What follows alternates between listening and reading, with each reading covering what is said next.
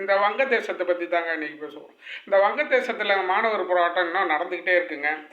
ஏற்கனவே அந்த மாணவர் சங்கத்துடைய தலைவரை வந்து சுட்டு கொண்டுட்டாங்க.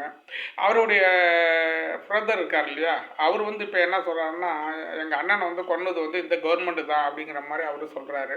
அவர் ஒரு பெரிய பிரச்சனை பண்ணிகிட்ருக்காரு. இவங்க நிறைய பேர்த்துக்கு வளைஞ்சு கொடுக்குறாங்க, நாங்கள் அப்படி இப்போ இப்படி இப்போ இப்போ அவர் பேச ஆரம்பித்தாருங்க. இது என்னைக்கு தான் நிற்கும்னு தெரிலங்க அந்த போராட்டம். இன்னும் கொஞ்ச நாளில் போனீங்கன்னா இன்னும் கொஞ்சம் ஒரு சில வாரங்களில் வந்து அங்கே மிகப்பெரிய பஞ்சம் ஒன்று வரப்போகுது மாதிரி அந்த அளவுக்கு. ஏன்னா எல்லாமே வந்து போராட்டத்தில் தான் இருக்கிறாங்க, யாரும் வேலைக்கெல்லாம் போகிறதில்ல. ஒரு உணவு பற்றாக்குறை, அங்கே ஒரு பஞ்சம் வரப்போகுதுன்ட்டு எல்லாரும் அந்த அரசியல் ஆலோசகர்கள்லாம் அவங்களாம் வந்து தெரியப்படுத்துகிறாங்க.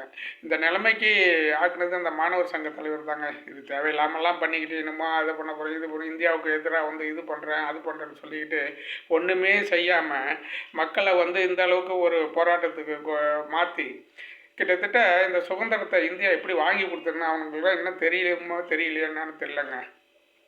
அப்போ வந்து கிழக்கு பாகிஸ்தான் மேற்கு பாகிஸ்தான் சொல்லி இருக்கும்போது வந்து இவங்களுக்கு வந்து மிகப்பெரிய ஒன்றுமே செய்யலை. இவங்க தான் வந்து எல்லாமே இது பண்ணது. இது செஞ்சுட்டு அவங்களோட பார்ட்னர் அவங்களாம் ஒன்றுமே செய்யலைன்னு சொல்லிட்டு எல்லாரும் இந்தியாவுக்கு வர ஆரம்பிச்சிட்டாங்க. அப்போ வந்து இந்திரா காந்தி இங்கே பிரதமர் வந்தாங்க. மிகப்பெரிய வந்து கிட்டத்தட்ட ஒரு நிறையா நாள் வந்து கிட்டத்தட்ட ஒரு 4 லட்சம் 3 லட்சம் பேருக்கு வந்து சாப்பாடெல்லாம் போட்டு இந்தியா தான் அது வந்து சுமையை தாங்கினுச்சு. வேறு வழி இல்லாமல் தான் அப்புறம் வந்து இந்தியா போய் போர் தொடுத்ததுங்க. கிட்டத்தட்ட நம்ம இராணுவ வீரர்கள் 3500 பேர் அன்றைக்கி வந்து இழந்தோம். நிறைய பேர் படுகாயம், நிறைய பேர் காயங்களோடு வந்தாங்க இராணுவ வீரர்கள்லாம். அங்கே வங்கதேசத்தில் அந்த மக்களோட இப்போ போராடுறாங்களே அவங்க தாத்தா பாட்டிலாம் கிட்டத்தட்ட ஒரு 7000 பேர் 8000 பேர் இறந்தே போயிட்டாங்க. அப்படி ஒரு கஷ்டப்படுத்தாங்க அந்த சுதந்திரத்தை வாங்கினாங்க. இது இவங்களுக்கெல்லாம் தெரியுமா என்னன்னு தெரியல. அப்படி வாங்கின சுதந்திரத்தை இன்றைக்கி என்ன கேவலப்படுத்திக்கிட்டு இருக்காங்க பாருங்கள்.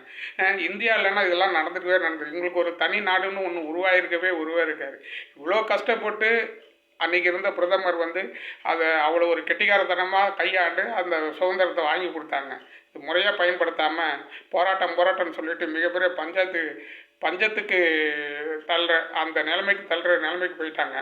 அங்கே ஆள்றவனும் அவருக்கு எதுக்கு தான் நோபல் பரிசுலாம் கொடுத்தாங்கன்னே தெரிலங்க.